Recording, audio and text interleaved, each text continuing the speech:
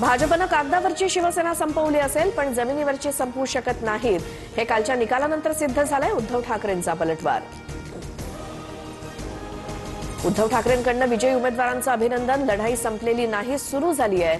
आपला महापौर व्हावा ही देवाची इच्छा असेल तर तेही होईल, उद्धव ठाकरेंचं विधान. देवाच्या म्हणजेच माझ्या मनात असं ठाकरेंना म्हणायचंय का?